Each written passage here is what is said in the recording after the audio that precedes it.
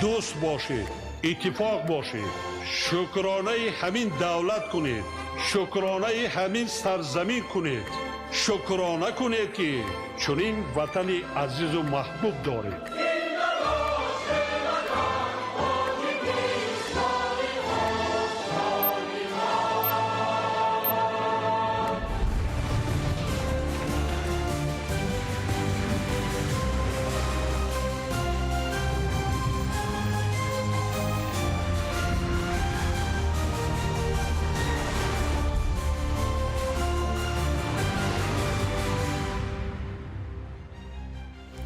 ассалому алайкум бинандагони гиромӣ. нашри муфассали барномаи иттилоотии ахборро мустақиман манзуратон менамоем. имрӯз дар барнома раванди корҳои созандагӣ, ободу зебо гардонидани маҳаллаҳо, беҳтар намудани муҳити зист ва рушди инфраструктур дар саросари кишвар, созандагӣ пояи ободӣ ва кафили пешрафти мамлакат. барқи имрӯз кафолати фардои дурахшон. нерӯи барқ на танҳо рӯшноии хонаҳо, балки муҳаррики иқтисод, истеҳсолот ва пешрафти ҷомеа мебошад. таваҷҷӯҳ ба ин соҳа дар хатлон. гармии ҳаво эҳтиётро талаб мекунад. дар рӯзҳои гармии тобистон риояи тавсияҳои коршиносон, истифодаи дурусти об, маҳдуд кардани буду бош дар зери офтоби сӯзон ва ҳифзи саломатии худу наздикон амри зарурист. ҳарорати ҳаво аз 45 дараҷа гарм аллакай нишондиҳандаҳои хатарнок мебошад. тартибот дар роҳ масъулияти умумии мост. риояи қоидаҳои ҳаракат дар роҳ на танҳо талаботи қонун, балки кафолати ҳифзи ҷони инсон ва таъмини амнияти ҷомеа мебошад. эҳтиром ба қоидаҳои роҳ эҳтиром ба ҳаёт аст. шарҳи ин ва дигар хабарҳо дар нашри муфассали барномаи иттилоотии ахбор. дар шаҳри хуҷанд ҷаласаи навбатии гурӯҳи кории ҳукумати ҷумҳурии тоҷикистон бо иштироки муовини сарвазири кишвар Усмоналӣ Усмонзода бо масъулину кормандони шабакаҳои барқи минтақаи Гулистон, Хуҷанд ва намояндагони мақомоти маҳаллӣ доир гардид. дар ҷаласа вазъи иҷрои талаботи қонунгузории кишвар дар соҳаи энергетика, пешгирӣ аз истифодаи ғайримақсадноки нерӯи барқ, коҳиш додани талафот ва натиҷагирии фаъолияти сохторҳои дахлдор дар давоми 6 моҳи сифаришудаи соли равон мавриди таҳлилу баррасӣ қарор дода шуд. тафсилоти бештар дар гузориши Абдуваҳоби Абдусаттор. бо мақсади иҷрои дастуру супоришҳои президенти ҷумҳурии тоҷикистон пешвои миллат муҳтарам Эмомалӣ Раҳмон оид ба пешгирӣ аз истифодаи ғайриқонунии нерӯи барқ, пас кардани нишондиҳандаи талафот ва ҷамъоварии пурраи маблағи барқи истифодашуда дар шаҳри Хуҷанд ҷаласаи корӣ доир гардид, ки дар он фаъолияти филиали шабакаҳои барқи минтақаи Гулистон ва Хуҷанд дар давоми 6 моҳи соли равон мавриди таҳлилу баррасӣ қарор дода шуд. зимни таҳлили вазъи соҳа муовини сарвазири кишвар Усмоналӣ Усмонзода таъкид дошт, ки бо вуҷуди корҳои анҷомшуда то ба ҳол дар баъзе аз шаҳру ноҳияҳо нишондоди талафоти нерӯ ва ҳаҷми қарз аз ҳисоби истифодаи қувваи барқ зиёд буда, ҳолати пешомада андешидани тадбирҳои саривақтиро тақозо менамояд. гуфта шуд, ки талафоти нерӯи барқ дар нимсолаи аввали соли равон дар филиали ҷамъияти саҳомии кушодаи шабакаҳои тақсимоти барқи минтақаи Гулистон 15.61%-ро ташкил дод, ки нисбат ба ҳамин давраи соли 2025 2.95% кам мебошад. ҳарчанд дар ин давра талафоти қувваи барқ дар шаҳрҳои Гулистон ва Бустон коҳиш ёфта бошад, вале дар шаҳру ноҳияҳои Истиқлол, Исфара, Конибодом, Мастчоҳ, Ашт ва Бобоҷон Ғафуров ин ҳолат нигаронкунанда ва аз меъёр зиёд арзёбӣ шуд. аз ҷумла дар ноҳияи Мастчоҳ нишондоди талафоти нерӯи барқ 19.69%-ро ташкил медиҳад ва барои коҳиш додани он роҳбарон ва шахсони масъул вазифадор гардиданд. зимни ҳисоботи муовини прокурори генералии ҷумҳурии тоҷикистон ва директори агентии назорати давлатии энергетикии назди президенти ҷумҳурии тоҷикистон таъкид гардид, ки дар ин давра дар самти истифодаи барқ, хилофкорӣ, напардохтани ҳаққи истифодаи қувваи барқ аз ҷониби муштариён, корхонаҳои саноатии изофанависии кормандони шабакаҳои фурӯш ва нозирони барқ дар шаҳру ноҳияҳо, таъсиррасонӣ ба кори ҳисобкунакҳои барқӣ, бесанад иваз намудани он ва дигар қонуншиканиҳо ошкор шуда нисбат ба шахсони ба чунин амал роҳ дода чораҳои зарурӣ андешида шуданд.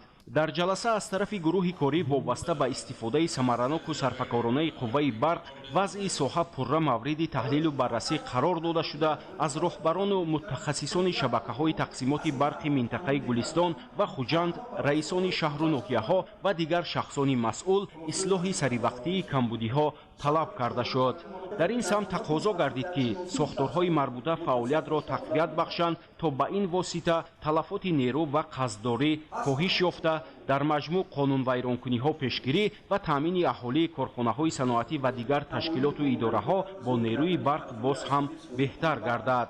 ҳамзамон дар ҷаласа ҳолати қарздории идораҳои давлатии беҳдошти замин ва обёрӣ, ассотсиатсияҳои истифодабарандагони оби шаҳру ноҳияҳои вилоят аз ҳисоби истифодаи нерӯи барқ ва раванди корҳо дар самти гузариши пурра ба низоми билингӣ дар шаҳрҳои Бӯстон, Конибодом ва Исфара ҳамаҷониба мавриди таҳлилу баррасӣ қарор дода шуд. Абдуваҳоби Абдусаттор, Илёс Бобоҷон, шаҳри Хуҷанд, Ахбор. занон дар низоми адолати судӣ, муколама, рушд ва адолат. таҳти ҳамин унвон дар шаҳри Душанбе бо ибтикори суди Олии ҷумҳурии Тоҷикистон конфронси байналмилалӣ баргузор гардид. ҳамкорони мо гузориш медиҳанд. дар ҳамоиши байналмилалӣ зери унвони занон дар низоми адолати судӣ, муколама, рушд ва адолат, намояндаи дастгоҳи иҷроияи президенти ҷумҳурии Тоҷикистон, масъулони суди Олии ҷумҳурии Тоҷикистон, суди Олии иқтисодии Тоҷикистон, суди конститутсионии ҷумҳурии Тоҷикистон, кумитаи кор бо занон ва оилаи назди ҳукумати ҷумҳурии Тоҷикистон, ташкилоти байналмилалӣ, ҷомеаи шаҳрвандӣ ва намояндагони судҳои ҷумҳуриҳои Узбекистон, Қазоқистон, Озарбойҷон, Қирғизистон, Туркманистон, ҷумҳурии мардумии Чин, Беларус ва Федератсияи Русия иштирок намуданд. дар конфронс мавқеъ ва ҷойгоҳи хоси занон дар ҳокимияти судӣ зимни ба амалбарории адолати судӣ дар ҷумҳурии Тоҷикистон шоиста арзёбӣ шуд. дар идомаи ҳамоиш иштирокдорон вобаста ба нақши судия занон дар таъмини баробарии ҳуқуқи занону мардон ва манъи табъиз ҳамзамон талошҳои ҷумҳурии Тоҷикистон оид ба таъмини баробарии гендерӣ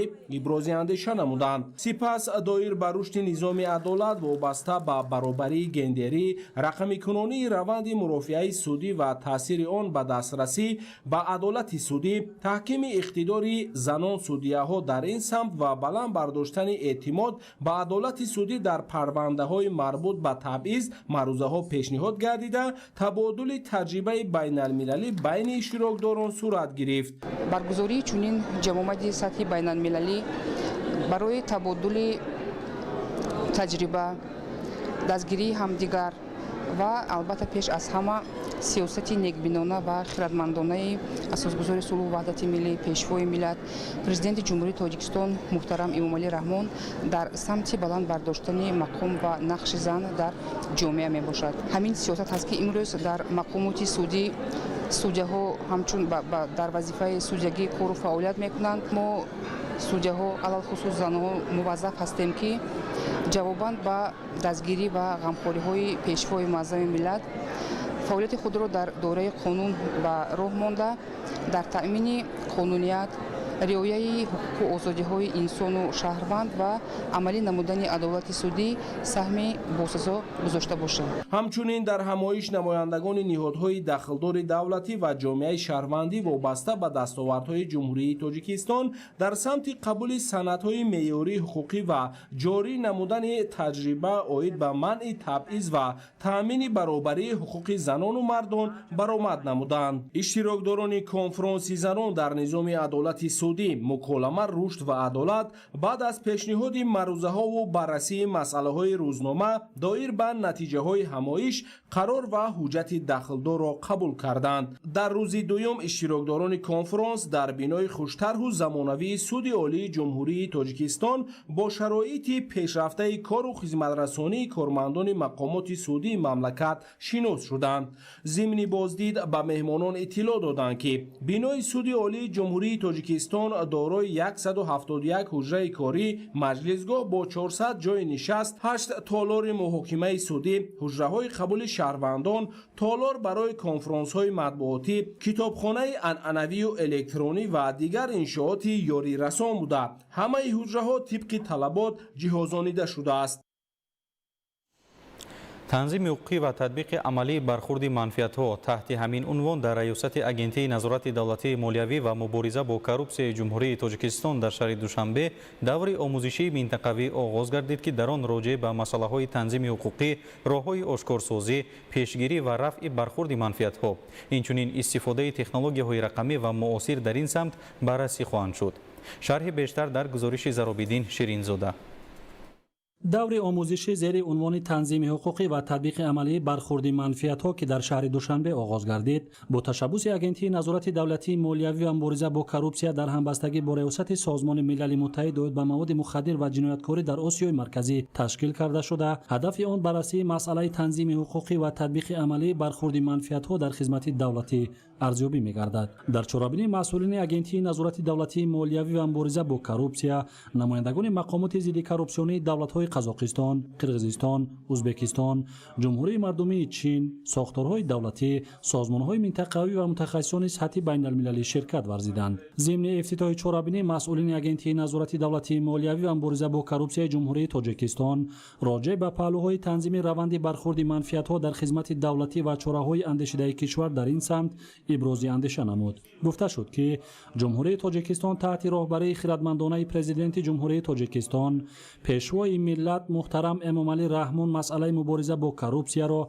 به خصوص از بین بردن برخورد منفعت‌ها همچون سمت افضلیتناک سیاست دولتی خود قرار داده است. در این جهت در تاجیکستان با مقصد تنظیم این روند تمام زمینه‌های حقوقی و عملی ضروری موجود بوده. با مقصد مرتب سازی این روند یک قطار سندهای معیاری حقوقی صحوی قبول و مورد عمل قرار داده شدند. این زمان مسئله تنظیم برخورد منفعت‌ها زیر توجه تمام دولت‌های دنیا و خصوص کشورهای آسیای مرکزی قرار گرفته است. جمهوری تاجیکستان تحت راهبری خردمندانه پیشوای معظم ملت پرزیدنت جمهوری تاجیکستان محترم امامعلی رحمان مسئله مبارزه با کروپسیا را همچون سمت افضلیتناک سیاست دولتی قرار داده. در این جهت جهت از بین بردن برخورد منفعت‌ها در جمهوری تاجیکستان کارهای مشخص انجام داده می‌شوند. در ادامه چهاربینی بین اشتراکچیان راجع به مسائل‌های تنظیم حقوقی، راه‌های آشکارسازی، پیشگیری و رفع برخورد منفعت‌ها، اینچنین استفاده تکنولوژی‌های رقمی و معاصر در این سمت مبادله افکار صورت گرفته از طرف متخصصان سطح بین‌المللی وابسته به مسائل‌های بررسی شونده تجربه معاصر جهانی معرفی کرده شد. در ادامه از طرف مسئولین اگنتی لایحه قانون جمهوری تاجیکستان درباره برخورد منفعت‌ها معرفی کرده شد که آن از طرف اشتراکچیان و متخصصان بین المللی مسبق قبول گردید. ضمناً در روز دوم چهاربینی متخصصان کمیسیای مستقل ضد کروپسیونی گانکونگ جمهوری مردمی چین وابسته به تجربه این نهاد در سمت آشکار و تفتیش قانونشکنی‌ها در سمت برخورد منفعت‌ها ابراز اندیشه خواهند کرد. گفته می شود که دور آموزشی 17 ایول نیز ادامه یافته، نتیجه های آن برای متحد نمودن تلاش ها در سمت تنظیم برخورد منفعت ها در خدمت دولتی، تکمیل دادن دانش و ملکه اشتراکچیان و گسترش رابطه های بین المللی زمینه مساعد فراهم می آورد. در انتهای چهاربینی در خصوص با موفقیت ختم نمودن دور آموزشی به اشتراکچیان شهادتنامه تقدیم کرده می شود. در ناحیه وخش با استقبال جشن 35 سالگی استقلال دولتی 262 انشاءات گوناگون تعیینات ساخته مورد استفاده قرار داده شده است که 163% کارهای برقرار به نقشه گرفته شده را تشکیل می نماید. کارهای سازندگی در ناحیه با مرام ادامه داشته تا تجلیل این جشن پرافتخار باز ده‌ها انشاءات دیگر مورد بهره برداری قرار داده می شود. گزارش اسماعیل صاحب نظریان در این خصوص. تعمیر و منفرشنمایی راه‌های ماشینگرد یکی از بندهای اساسی نقشه چهاربینی‌های آمادگی به استقبال جشن 35 سالگی استقلال دولتی در ناحیه وخش به حساب رفته. تا امروز 50 کیلومتر راه‌ها در ناحیه از نفسازی و منفرش گردیده است. یکی از چنین راه‌های با پررگی تجدید و از نفسازی گردیده حدود 16 کیلومتر راه ماشینگردی مسیر مرکز ناحیه بخش تا مرکز جماعت دهات دوردست مشعل می باشد که با تشبث مقامات محلی و سهمگذاری ساکنان و صاحبکاران جماعت دهات مذکور عملی گردیده است. این راه که از حدود تل و تپه ها می گذرد سالیان زیاد به تعمیر و نفسازی نیاز داشت و برای ساکنان این جماعت دوردست ناحیه اهمیت مهم اجتماعی و اقتصادی دارد. роҳи мазкур бо сифати баланду ҷавобгӯи талаботи роҳсозӣ аз навсозӣ гардида метавонад солиёни зиёд барои ҳаракати бемамонияти воситаҳои нақлиёт бахусус рафтуомади сокинону меҳмонон ва интиқоли молу маҳсулот дар тамоми фаслҳои сол мусоидат намояд. ҳамчунин бо ҳамин гуна рӯҳияи созандаи ватандӯстона роҳҳои мошингарди ҳудуди деҳаҳо низ бо инобати талаботи замон васеъ ва мунфарш гардида ҷӯйборҳои обпартои канори роҳ, чароғонкунӣ ва дигар инфрасохтори коммуникатсионӣ таъмин карда шудааст. ба иттилои масъулин ба истиқболи 35-солагии истиқлоли давлатӣ дар ҳудуди ҷамоати деҳоти Машъал бунёди як қатор иншооти муҳими иҷтимоиву хизматрасонӣ идома дорад. аз ҷумла бо ташаббуси соҳибкори маҳаллӣ Муҳиббуллоҳ Ҳабибзода муассисаи таълимии томактабӣ бунёд гардида истодааст. муассисаи мазкур бо дар назардошти талаботи муосири соҳаи маориф бунёд гардида дар он барои фарогирии 100 кӯдак ба тарбияи томактабӣ шароити мусоид фароҳам оварда мешавад. корҳои сохтмонӣ дар иншооти мазкур ба анҷом расида он дар арафаи таҷлили 35-солагии истиқлоли давлатӣ мавриди истифода қарор дода мешавад. ҳамчунин бо дастгирӣ аз сиёсати маорифпарваронаи президенти ҷумҳурии Тоҷикистон пешвои миллат муҳтарам Эмомалӣ Раҳмон ва ташаббуси соҳибкори ватандӯст бинои нави муассисаи таълимии 74 бунёд гардидааст ки дар он шароити муосири таълиму тарбия фароҳам оварда шудааст. бинои қаблии муассиса ба пуррагӣ таъмиру азнавсозӣ гардида ҳамчун маркази инкишофи кӯдак фаъолият хоҳад кард. дар баробари ин баҳри рушди инфрасохтори маҳал ва боз ҳам беҳтар намудани сатҳи хизматрасонӣ дар маркази ҷамоати деҳоти Машъал маркази нави савдо ва хизматрасонӣ бунёд гардидааст. иншооти мазкур бо саҳми соҳибкорони маҳаллӣ сохта шуда баъди ба пуррагӣ мавриди истифода қарор гирифтан он барои таъсиси ҷойҳои нави корӣ дастрасии бештари аҳолӣ ба хизматрасониҳои босифат ва таъмини бозори маҳаллӣ бо маҳсулоти ниёзи мардум мусоидат хоҳад кард. бахшида ба 35-солагии истиқлолияти ҷумҳурии Тоҷикистон дар ҳудуди ҷамоати Машъал 46 иншоот ба истифода дода шудага 8 иншооти дигар бошад то 95% иҷро шудага. аз ҷамоати Машъал то маркази ноҳия асфалтпӯш шуда дар ҳудуди ҷамоат дар деҳоти Меҳробод 1 километр асфалтпӯш шуда дар дигар маҳаллое ки 2 километри дига ба анҷом расонида то ҳол бо 2 километри дига иқдом дорем ки асфалтпӯшат ба анҷом расонем. дар қатори бунёду азнавсозии иншооти дигари ҷашнӣ имрӯзҳо корҳои сохтмонии варзишгоҳи марказии ноҳияи Вахш низ бо маром идома дорад. иттилоъ дода шуд ки иншооти мазкур бо маблағгузории мақомоти иҷроияи ҳокимияти давлатии ноҳияи Вахш ва саҳмгузории сокинони маҳаллӣ бунёд гардида арзиши умумии лоиҳавии он беш аз 8 миллион сомониро ташкил медиҳад. варзишгоҳ барои 7000 ҷойи нишаст пешбинӣ гардида пас аз мавриди истифода қарор гирифтан барои баргузории мусобиқаҳои варзишӣ, чорабиниҳои оммавӣ ва рушди соҳаи тарбияи ҷисмонӣ ва варзиш дар ноҳия хизмат хоҳад кард. имрӯзҳо бо ташаббус ва саҳмгузории соҳибкори ватанӣ Файзиддин Маҳмадализода корҳои сохтмонӣ дар муассисаи таҳсилоти томактабӣ дар ҷамоати шаҳраки Вахш бо маром идома дорад. иншооти мазкур дуошиёна буда ҷавобгӯ ба талаботи соҳа бунёд гардида барои фарогирии 250 кӯдак ба таҳсилоти томактабӣ пешбинӣ шудааст.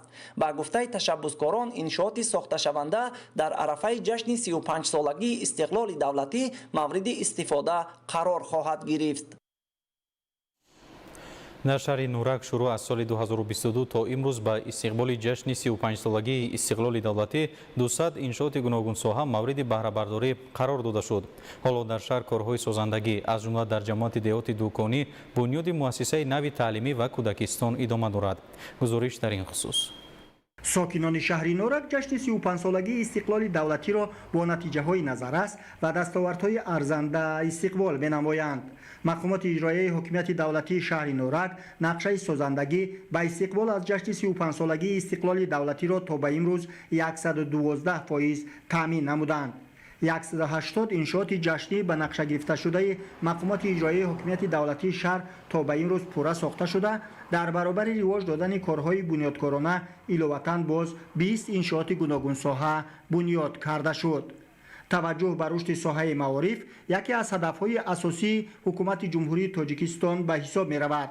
با این مقصد در محله جاویدان دهه 90 جماعت دهات دکانی عین زمان ساختمان انشاءات نوی دو آشیانه تعلیمی با وسعت ادامه دارد. بینای مؤسسه تحصیلات میانه عمومی بنیاد شونده دارای زیربنا 8 صنفخانه زیبای و برهوا انشاءات یاررسان عبارت می باشد. مؤسسه تعلیمی بنیاد گردیده با دستگیری حکومت جمهوری تاجیکستان با مبلغ گذاری شریکان رشد تا جشن 35 سالگی استقلال دولتی بنیاد گردیده مورد استفاده قرار داده خواهد شد. در شفت انشاءات نوی تعلیمی بنیاد گردیده برای مشق و تمرین نسل نورس همچنین میدانچه معاصر ورزشی بنیاد کرده می شود. با اقدام آبادکارانه مقامات اجرایی حکومت دولتی شهر نورآفرین نورک با مقصد بلند برداشتن صفت تعلیم و تربیت نسل نورس عین زمان در شفت مؤسسه تحصیلات میانه عمومی رقم 5 ساختمان بنای علاوگی تعلیمی وسعت سازندگی را کسب نموده است.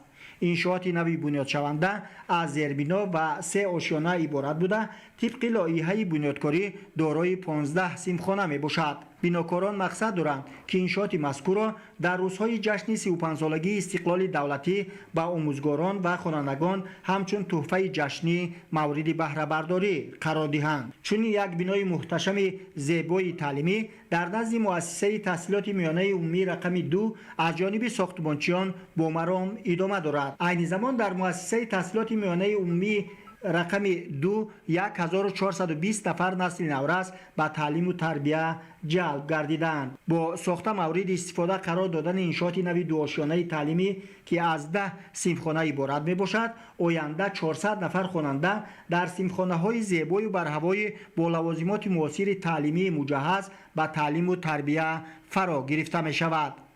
ساختمان کودکستان ها در دهات و مرکز شهر در اساس هدایت های سازنده پیشوای معظم ملت محترم امام علی رحمان یکی از اقدام های بنیادکارانه مسئولان به شمار می رود.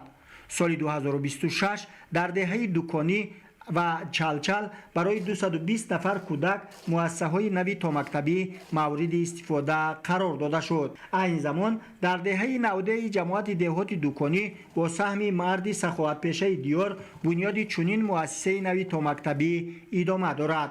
مسئولان مقصد دارند که کودکستان بنیاد شونده را در روزهای جشن 35 سالگی استقلال دولتی مورد بهره برداری قرار دهند.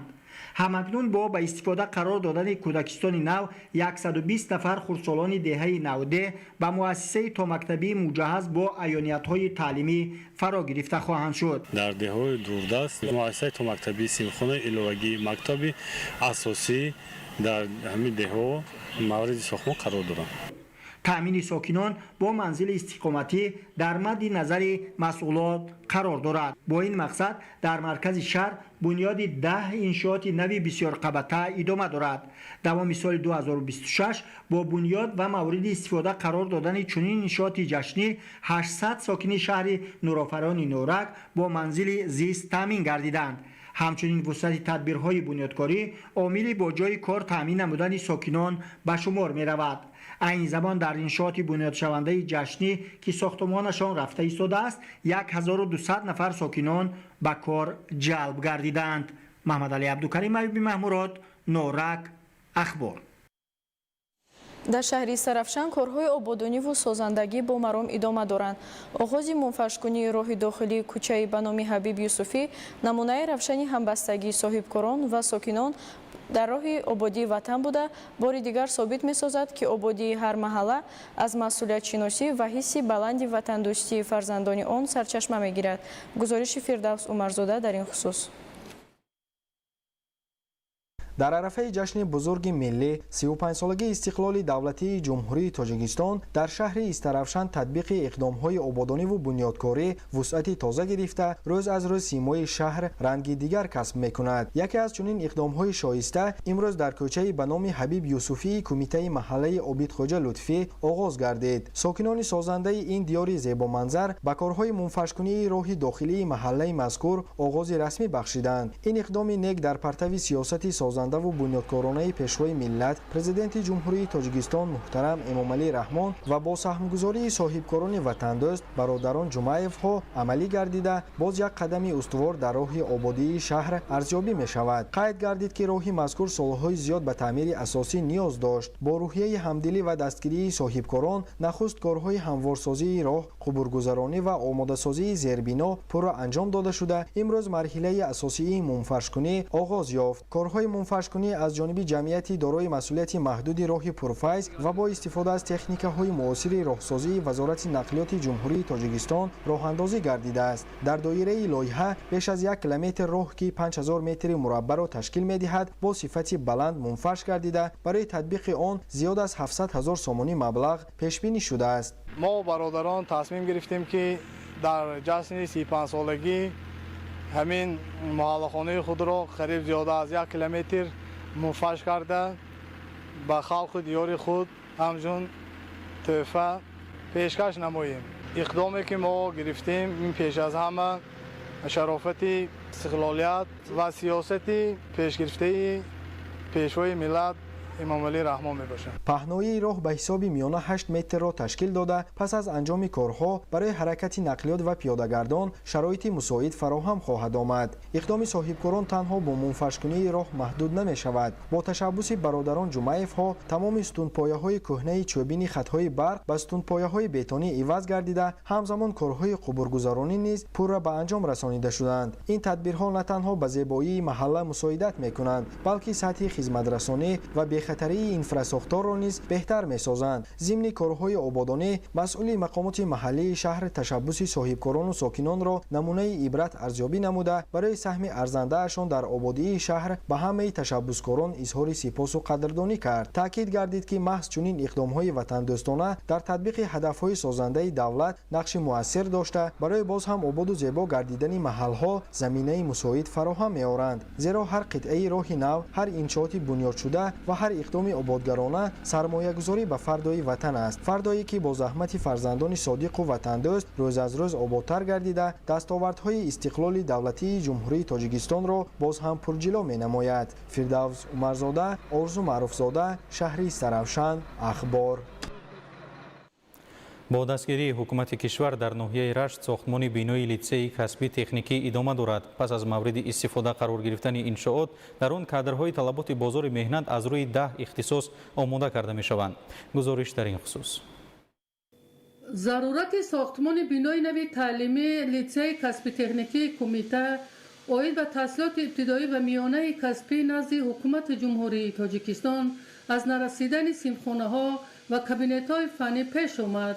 زیرا با کوچانیدن بینای لیتسه و دیگر زیربناهای علاوگی به دیگر مکان ساختمانی یک قطار انشاءات علاوگی پیش آمد.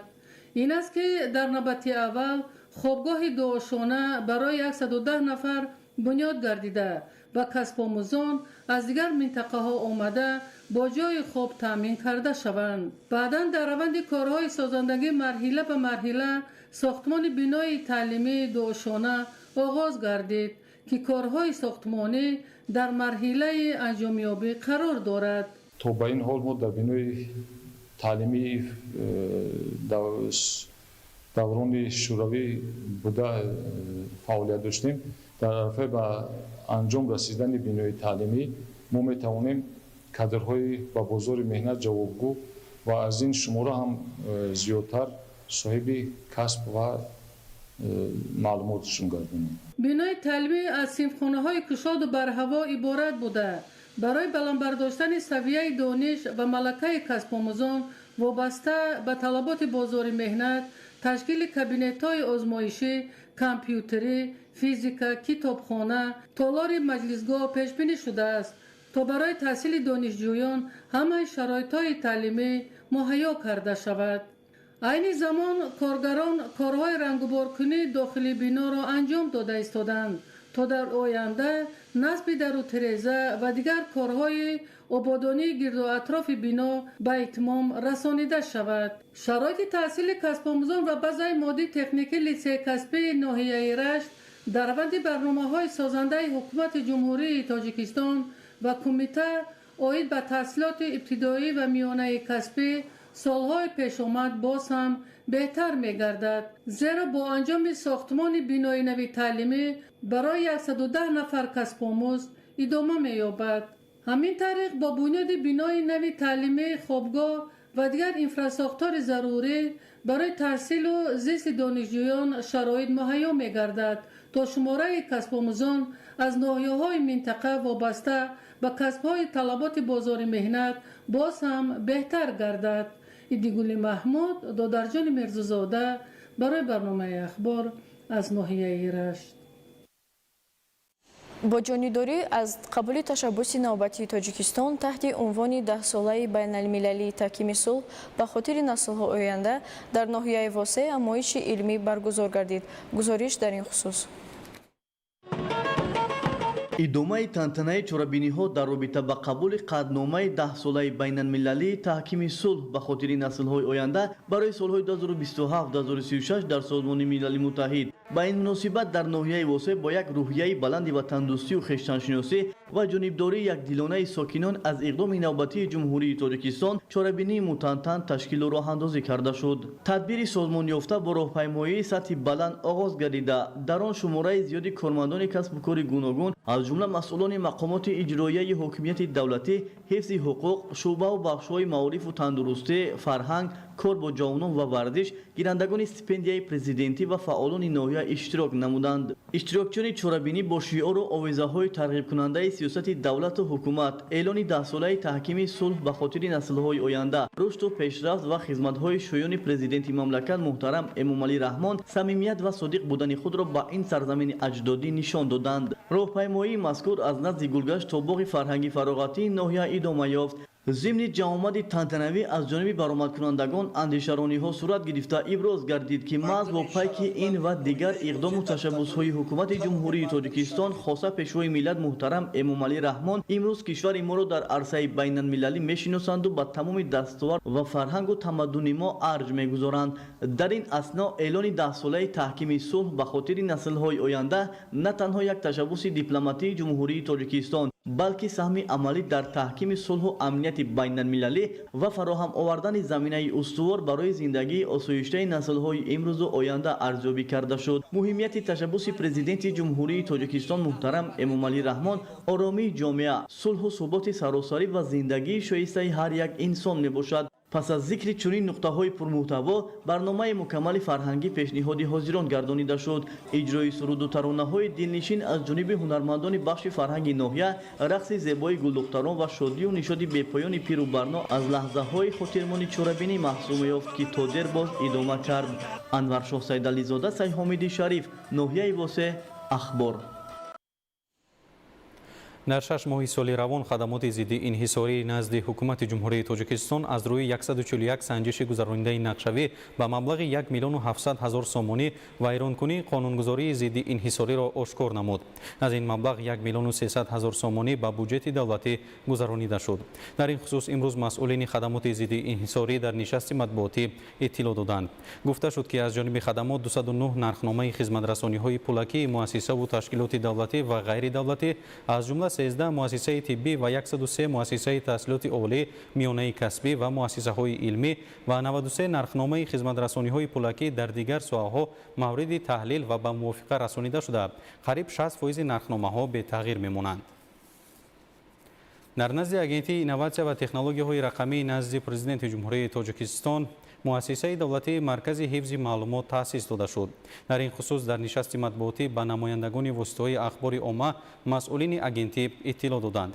гуфта шуд ки фаъолияти муассисаи давлатии маркази ҳифзи маълумот ба таҳкими амнияти киберӣ ва ҳифзи иттилоот дар низомҳои давлатӣ ва махзанҳои коркарди маълумот равона гардида, назорати ҳамаҷонибаи раванди ҷамъоварӣ, коркард, истифода, паҳнкунии маълумот ва татбиқи механизмҳои ҳифзи барномавӣ ба истиснои маълумоти дорои сирри давлатӣ амалӣ карда мешавад. ин иқдом ба баландбардоштани эътимоднокӣ, шаффофият ва устувории низомҳои иттилоотӣ мусоидат менамояд.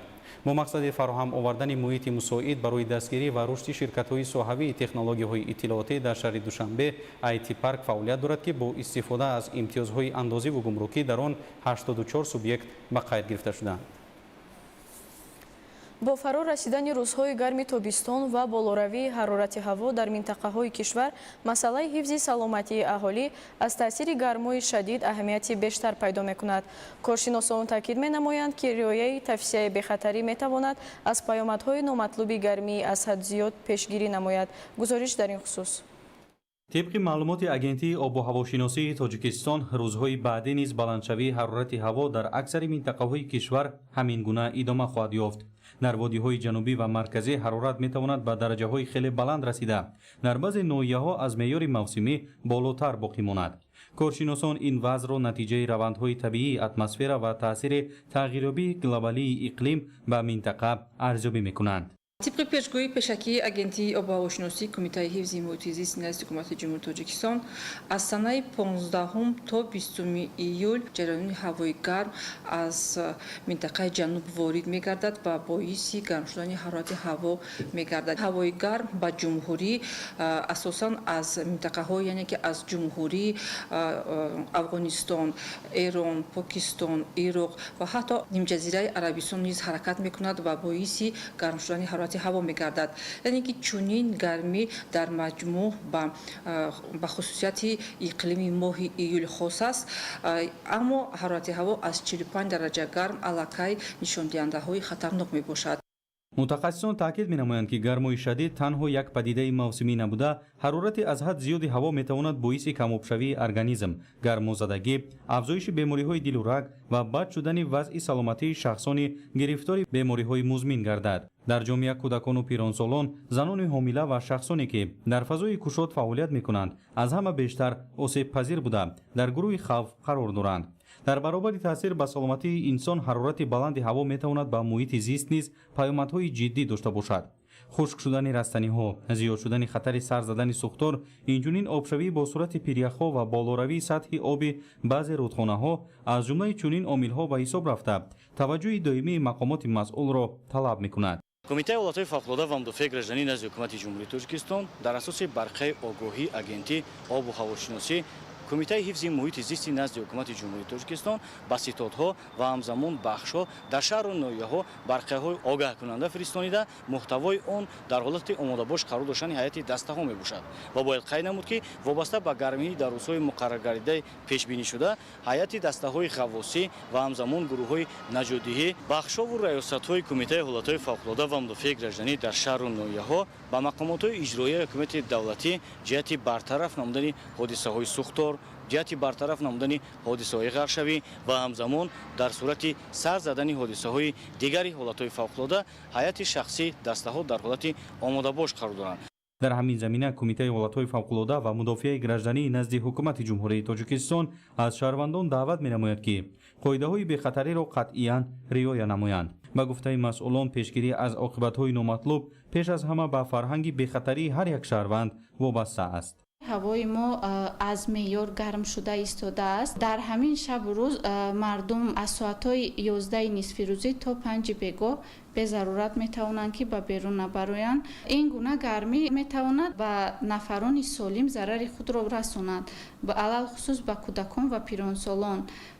яъне метавонад ба бемориҳои офтобзадагӣ, гармзадагӣ, ба бемориҳои даруна, гулудардӣ оварда расонад. алалхусус ин ҳавои гарми мо метавонад ба бемороне ки гирифтори бемориҳои пӯст мебошанд, бемориҳои дил, фишорбаландӣ ва бемории диабети қанд мебошанд, таъсири манфии худро метавонад расонад. با در نظر داشتی ادامه گرمای شدید، مسئولان از ساکنان خواهش میکنند که تنها به معلومات و آگاهی‌های رسمی مقامات دولتی تکیه نموده توصیه‌های متخصصان را رعایت نمایند، زیرا در چنین شرایط احتیاطکاری، استفاده درست ذخیره‌های آب، همچنین توجه به سلامتی خود و نزدیکان میتواند به اکثر پیامدهای نامطلوب مانع گردد. در 6 ماه سال 2026 در ناحیه اسماعیل سامانی شهر دوشنبه 4 کارگاه و کارخانه صنعتی به فعالیت آغاز نمود. در این خصوص امروز ضمن نشست مطبوعاتی مسئولین ناحیه به خبرنگاران اطلاع دادند. ابراز گردید که تأسیس کارخانه‌های نوی صنعتی و به این وسیله تشکیل نمودن جایهای نوی کاری زیر توجه دائمی قرار داشته پیوسته تدبیرها عملی می‌گردند. همچنین تاکید گردید که از 96 کارخانه صنعتی ناحیه در 6 ماه سال 2026 45 تا آن حجم استحصالات را زیاد، 41 41 тои дигар ҳаҷми истеҳсолро кам ва 10 тои он фаъолият накарданд. иттилоъ дода шуд ки соли 2026 дар ҳудуди ноҳияи исмоили сомонӣ сохтмон ва навсозии якчанд корхонаҳои саноатӣ идома дорад. масъулини мақомоти иҷроияи ҳокимияти давлатии ноҳияи Сино иттилоъ дод ки соли 2026 дар ноҳия бунёди 10 корхонаи саноатӣ бо таъсиси 698 ҷойи кор ба нақша гирифта шуда, айни замон дар онҳо корҳои сохтмонӣ идома дошта то ҷашни 35-солагии истиқлоли давлатӣ ба истифода дода мешаванд. таъкид гардид ки дар ноҳия 332 коргоҳу корхонаҳои саноатӣ фаъолият дорад ки дар онҳо истеҳсоли 83 намуди маҳсулот ба роҳ монда шудааст. дар моҳҳои январ-июни соли 2026 аз ҷониби корхонаҳои саноатии ноҳия дар маҷмӯъ 1 миллиарду 513,1 миллион сомонӣ маҳсулот истеҳсол гардидааст ки нисбат ба ҳамин давраи соли 2025 362,2 миллион сомонӣ зиёд буда суръати афзоиш 131,5% ташкил медиҳад. дар доираи фаъолияти худ кормандони шуъбаи бозрасии давлатии автомобилии раёсати вазорати корҳои дохилӣ дар шаҳри Душанбе тадбирҳои судмандро ба роҳ монда як қатор қоидавайронкуниҳоро дар роҳҳои пойтахт ошкору пешгирӣ намуданд. гузориш дар ин бора. амарӯза ҳайати шахсии шуъбаи бозрасии давлатии автомобилии раёсати вазорати корҳои дохилӣ дар шаҳри Душанбе барои бартараф намудани тамбашавӣ, пешгирӣ намудани садамаҳои роҳу нақлиёт ва инчунин ошкор ва қоидавайронкуниҳои дағали ҳаракат дар роҳ сафарбар мегарданд. чунин як чорабинии мақсаднок аз ҷониби нозирон дар роҳҳои пойтахт ташкилу роҳандозӣ карда шуд. ин навбат дар ҷараёни амалиёт теъдоди зиёди қоидавайронкуниҳои дағали роҳ ошкор гардиданд. аз ҷумла маълум гардид ки баъзе аз ронандагон воситаи нақлиёташонро бо оинаи сиёҳи муҳлаташ гузашта идора менамоянд. инчунин баъзе аз ронандагони нақлиёти кироякаши таксӣ дар ҳолати сархушӣ ба мусофиркашонӣ машғул буданд ки бо ин амал ҷони худу мусофиронро ба хатар мегузоранд. ҳолати дигаре ошкор карда шуд ки ронанда дар воситаи нақлиёти худ сигнали садодиҳандаи махсус насб намудааст ки ин дарҳол аз ҷониби нозирон бартараф карда шуд.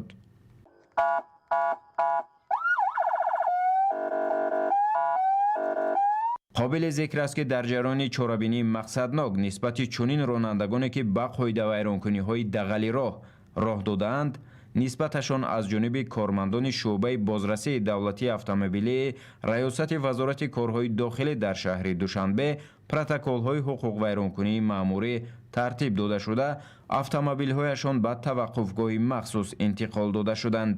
дар давоми 6 моҳи соли равон аз ҷониби шуъбаи бозрасии давлатии автомобилии раёсати вазорати корҳои дохилӣ дар шаҳри Душанбе чунин қоидавайронкуниҳои дағали ҳаракат дар роҳ ошкор карда шудааст. аз ҷумла идора намудани воситаи нақлиёт дар ҳолати мастӣ 276 далел, идора намудани воситаи нақлиёт бе ҳуҷҷати ронандагӣ 63 далел, идора намудани воситаи нақлиёт ба оинаҳои сиёҳ ва хира карда шуда бидуни иҷозатномаи мақомоти дахлдор 220 далел ошкор ва нисбати ронандагон протоколҳои ҳуқуқвайронкунии маъмурӣ тартиб дода шуданд. аз ин рӯ роҳбарияти раёсати вазорати корҳои дохилӣ дар шаҳри Душанбе аз тамоми ронандагони воситаҳои нақлиёт хоҳиш мекунад ки ҳангоми идора намудани воситаҳои нақлиёти худ ба қоидавайронкуниҳо роҳ надода, аз худ маданияти баланд нишон диҳанд. таъмини устувори аҳолӣ ва бахшҳои иқтисоди миллӣ бо нерӯи барқ яке аз самтҳои афзалиятноки сиёсати энергетикии кишвар ба шумор меравад. бо ин мақсад дар доираи омодагӣ ба мавсими тирамоҳу зимистони солҳои 2026-2027 корҳои навсозӣ ва тақвияти инфраструктури барқӣ дар вилояти Хатлон бо маром идома дорад. гузориш аз ноҳияи Кушониён. дар доираи омодагиҳо ба мавсими тирамоҳу зимистони солҳои 2026-2027 корҳои таҷдиду азнавсозии иншоотҳои барқӣ дар вилояти Хатлон бо маром идома доранд. бо ин мақсад аз ҷониби ҷамъияти савомии кушодаи шабакаҳои интиқоли барқ навбати дуюми зеристгоҳи барқи 110 киловолтаи Навобод дар ноҳияи Кушониён мавриди истифода қарор гирифт. дар доираи ин лоиҳа трансформатори нави иқтидораш 10000 мегаватт ампера насб гардида, ҳадаф аз амалисозии он коҳиш додани сарбории трансформатори зеристгоҳи барқи 110-35 киловолтаи Амон, пешгирии талафоти нерӯи барқ дар хати барқи 35 киловолтаи Амон Умед ва баланд бардоштани эътимоднокии таъминоти барқ ба муштариён мебошад. بعد از مورد بهره برداری قرار دادن زیرزگاه برقی 110 و 10 کیلووات نوآباد واقع در ناحیه کشانیان، ترانسمیتر قوگی T1 در زیرزگاه برقی همان از سرباری آزاد گردیده. تلفات نیروی برق هنگام انتقال آن در خط برقی 35 کیلووات کم می‌گردد. این چنین پایگاه‌های آبکشی و اهالی ناحیه خراسان با برق خوش‌صفت تامین می‌گردند. با اطلاع مسئولین ساحه تا مورد استفاده قرار گرفتن نوبت دوم زیرسگاه نوآباد، ترانسفورماتر اقتدارش 16000 کیلووات در زیرسگاه امان با 39% و ترانسفورماتر دیگری 10 مگاوات امپره با 24% سرباری فعالیت میکرد. با بکار در آمدن اقتدارهای نوی برقی، سرباری بین زیرسگاه‌ها تقسیم گردیده، استواری شبکه بهتر خواهد شد. ساختمان نوبت دوم زیرسگاه ماه فوریه سال جاری آغاز گردیده. ماه ایول بعد انجام پوره کارهای وصل و نصب تجهیزات، گسترش سنجش‌های تکنیکی و نصب ترانسفورماتر نوی 10000 مگاوات امپره زیر شدت قرار داده شد. همزمان بینای نظارت زیرسگاه پوره از تعمیر اساسی برآورده شده. بینای نوی اداره‌کنی فوری با تجهیزات معاصر ساحوی ساخته مورد استفاده قرار گرفت. با مقصد تامین با اعتماد نیروی برق در موسم تیرماه و زمستان سالهای 2026-2027 در فیلیال جمعیت سهامی گشوده شبکه‌های انتقال برق در شهر باختر نقشه مکمل شورابینی‌ها تهیه گردیده است. در اساس آن در شهر و ناحیه‌های ولایت ختلان کارهای تعمیر و تجدید و از نوسازی انشاءات‌های انرژتیکی ادامه داشته. قسم زیادی بندهای نقشه الکی با صفت بلند اجرا شدند. مسئولین فیلیال اظهار می‌دارند که تا آغاز موسم تیرماه همه چاره‌بینی‌های پیشنهاد شده پوره عملی گردیده. در عرفه جشن 35 سالگی استقلال دولتی جمهوری تاجیکستان، خط نوی برقی 110 کیلوولت و زیرسگاه نوی 110-35 کیلوولت در ناحیه میر سعید علی حمدانی یکی از انشاءات مهم جشنی مورد بهره برداری قرار داده می‌شوند. با مقصد ترغیب فرهنگ کتابخوانی و دسترس نمودن کتاب‌های تازه نشر به خوانندگان در ناحیه شهر نو نمایش فروش کتاب‌های تازه نشر مؤسسه نشریوی عرفان برگزار گردید. در چاره‌بینی کارمندان تشکیلات و مؤسسه‌ها، آموزگاران، دانشجویان و ساکنان ناحیه فعالانه اشتراک نمودند. شرح بیشتر در گزارش همکاران ما. در نمایش فروش کتاب‌های تازه نشر مؤسسه نشریوی عرفان صدها نامگوی کتاب از آثار ادیبان کلاسیک و معاصر تاجیک، ادبیات جهان، کتاب‌های علمی، تعلیمی، کودکانه و دیگر کتاب‌های تازه نشر پیشنهادی هواداران کتاب گردید. همچنین اشتراکچیان امکان پیدا کردند که کتاب‌های گوناگون را با نرخ‌های دسترس خریداری نمایند. باعث سرفرازی است که امروز در ناحیه شهر نو چاره‌بینی مهم فرهنگی و معرفتی نمایش آثار گرانبهای اساسگذار صلح و وحدت ملی پیشوای ملت پرزیدنت جمهوری تاجیکستان محترم امامعلی رحمان برگزار گردیده شده است. مردم سربلند ناحیه شهر نو با یک افتخار از آثار گرانبهای پیشوای ملت خریداری نموده شدند. آثار پیشوای ملت گنجینه پرقیمت معنوی بوده. در آن تاریخ دولتداری تاجیکان، استقلال دولتی، صلح و وحدت ملی، خودشناسی، خودآگاهی و رشد و انکشاف کشور عزیزمان تجسم یافته است. تشکیل کنندگان چاره‌بینی چنین اقدام‌ها را برای رشد معرفت جامعه، بلند برداشتن سطح کتابخوانی و جلب بیشتر جوانان به مطالعه کتاب مهم ارزیابی نموده، تاکید کردند که برگزاری نمایش فروش کتاب در منطقه‌های گوناگون کشور به دسترسی بیشتر اهالی به ادبیات ارزشمند مساعدت می‌کند. هیئت علمی نشریات جمهوری عرفان 3500 کتاب را به معرض تماشا ما گذاشتیم و خوانندگان از آثار ادبی، علمی، تاریخی و سیاسی این مؤسسه دیدن نمودند و همزمان آن کتاب‌هایی که به منفعت آنها بود آنها را زیادتر خریداری نمودند. همچنین در تالار مقامات اجرایی حاکمیت دولتی ناحیه شهر نو با اشتراک مسئولین ناحیه و نشریات عرفان کنفرانسیای ادبی برگزار گردید. در چاره‌بینی وابسته به قطعنامه سازمان ملل متحد درباره 10 ساله بین‌المللی اوید به تحکیم صلح برای نسل‌های آینده سخنرانی کرده شد. قید گردید که تاجیکستان همچون کشوری تشبثکار در عرصه بین‌المللی پیوسته مسائل‌های مربوط به صلح، همدیگر فهمی، تحکیم دوستی بین خلق‌ها و حفظ منفعت‌های نسل‌های آینده را در محور سیاست خارجی خود قرار داده است. گزارش دلشاد رحمانزاده و صدرالدین ابراهیمزاده از ناحیه شهر نو برای برنامه اطلاعاتی اخبار. تامین امنیت ملی، تحکیم اقتدار مدافعی کشور و آمادگی دائمی ذخیره‌های سفربری از سمت‌های مهم سیاست دولت به حساب می‌رود. با همین مقصد در ناحیه عینی چرابینی سنجش آماده‌باشی ذخیره‌های سفربری و قوای واسطه‌های مدافعه حدودی برگزار گردید. گزارش در این خصوص. در ناحیه عینی ولایت سوخت با مقصد سنجش آماده‌باشی ذخیره‌های سفربری، قوای واسطه‌های مدافعی حدودی و تحکیم هماهنگی فعالیت ساختارهای مسئول چرابینی مهم مدافعی برگزار گردید. چرابینی در ورزشگاه مرکزی ناحیه با اشتراک معاون وزیر مدافعه جمهوری تاجیکستان، مسئولین مقامات اجرایی حکومت دولتی ناحیه، راهبران و نمایندگان مقامات حفظ حقوق، ساختارهای قدرتی، کمیسریات حربی، راهبران تشکیلات و مؤسسه‌ها و شهروندان در هیئت ذخیروی سفربری قرار داشته دایر شد. با مقصد آمادگی سنجش دفاع حربی در فرودگاه مرکزی ناحیه عینی، هیئت شخصی جمعیت سهامی پوشیده تلک و گل با اشتراک 90 نفر جوانان و 12 عدد تکنیک و ماشین‌های مخصوص حضور آورده. با صدا دادن بانگ خطر شماره زیادی هیئت ذخیره سفربری، کارمندان مقامات حفظ حقوق و دیگر ساختارهای مربوطه در مهلت معین به ورزشگاه مرکزی ناحیه حاضر گردیده سطح آماده‌باشی آنها مورد سنجش قرار گرفت.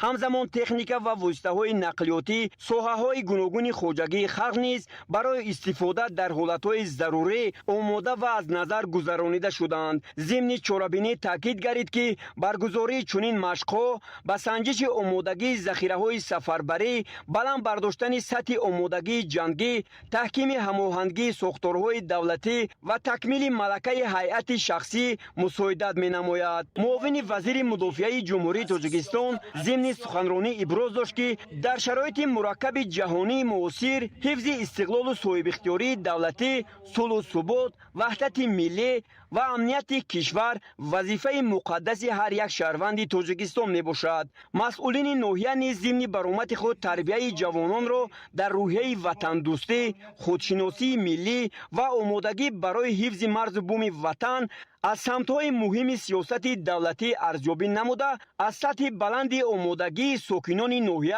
اظهار قناعتمندی کرد. همه مسئله‌های سمت مذکور ضمن جلسه ستاد مدافعه حدودی مورد تحلیل و بررسی عمیق قرار داده شد.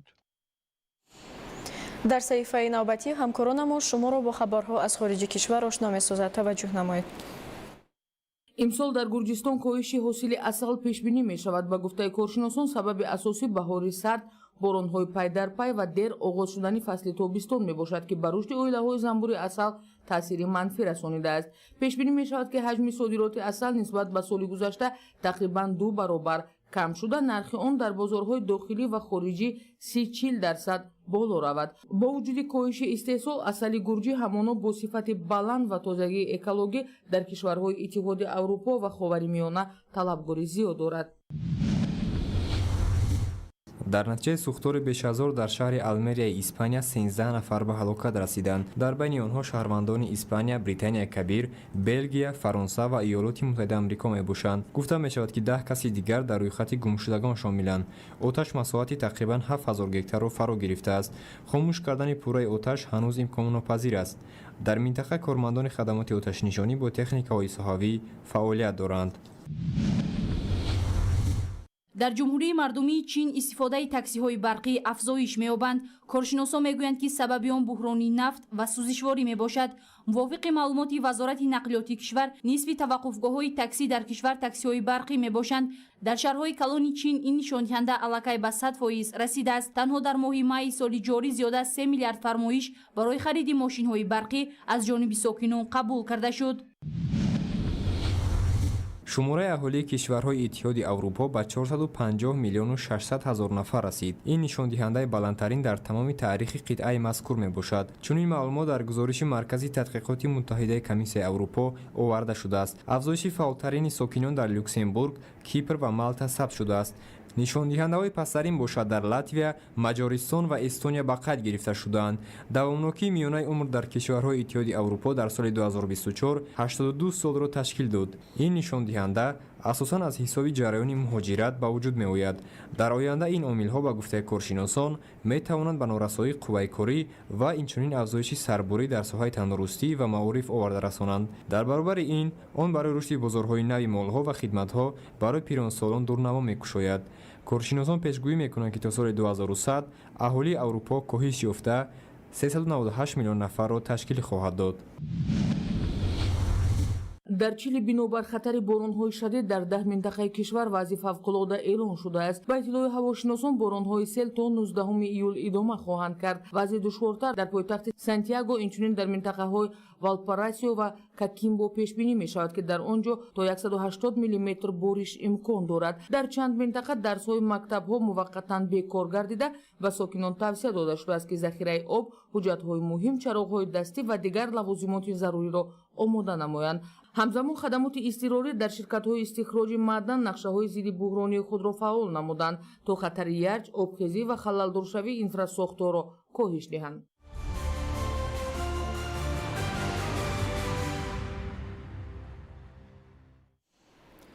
варзиш ҳамчун омили муҳими таҳкими дӯстӣ, ҳамгироӣ ва рушди ҳамкориҳои байналмилалӣ сол то сол мавқеи худро дар арсаи ҷаҳон устувор месозад. иштироки варзишгарони тоҷик дар мусобиқаҳои байналмилалӣ ва ба даст овардани натиҷаҳои арзанда бозгӯи сатҳи баланди омодагӣ ва маҳорати онҳо мебошад. дар шаҳри Шимкенти ҷумҳурии Қазоқистон мусобиқаи байналмилалии варзиши Касанов Евроазия баргузор гардид. мусобиқа давоми 2 рӯз идома ёфта. дар он варзишгарон зиёда аз 17 давлат аз ҷумла Тоҷикистон, Қирғизистон, Қазоқистон, Узбекистон, Озарбойҷон, Туркманистон ва Туркия иштирок намуданд. барои дар ин мусобиқа иштирок кардан мо пешакӣ дар Қазоқистон дар Ташкент машқи дастсаҷамона гузарондем дар муддати 20 рӯз 25 рӯз ва иштироки хуб кардем. боз ҳам зиёдтар тамрин карданамон дар корае ки машқи дастсаҷамона бисёртар гузарондамон дар корае ки то тавонем ба ҳамон марҳилае ки моро нарасид ба он марҳила бароем. мо хеле хурсанд ҳастем ки дар мусобиқаи байналмилалӣ дар шаҳри Шимкенти Қазоқистон баргузор намуд. мо дар аз ҳисоби муассиса дар 15 варзишгар дар мусобиқаи байналмилалӣ сафарбар намудем. дар инҷа 4 варзишгармон сазовори медали тилло, биринҷӣ ва нуқра гаштанд. мо аз ин хурсанд ҳастем. варзишгарони ҷумҳурии Тоҷикистон дар ин мусобиқа натиҷаҳои назаррасро нишон дода дар маҷмӯъ 4 медалро ба даст оварданд. медалҳои тилло дар давидан ба масофаи 200 метр ва ҷаҳиш ба дарозӣ ба даст омада. медалҳои нуқра дар давидан ба масофаи 300 метр, давидан ба масофаи 400 метр бо монеаҳо ва дави эстафетӣ соҳиб шуданд. ин натиҷа боз як дастоварди арзандаи варзишгарони тоҷик дар арсаи байналмилалӣ буда аз сатҳи баланди омодагии онҳо шаҳодат медиҳад. Аргентина бори дуюм пайи ҳам ба финали ҷоми ҷаҳон баромад. дар даври нимниҳоии ҷоми ҷаҳонии футбол дар соли 2026 мунтахабҳои Англия ва Аргентина бо ҳам рақобат намуданд. вохӯрии дастаҳо дар варзишгоҳи Мерседес-Бензи шаҳри Атлантаи Иёлоти Муттаҳидаи Амрико дар ҳузури 68239 нафар мухлис баргузор шуда бо ҳисоби 2-1 ба фоидаи тими миллии Аргентина хотима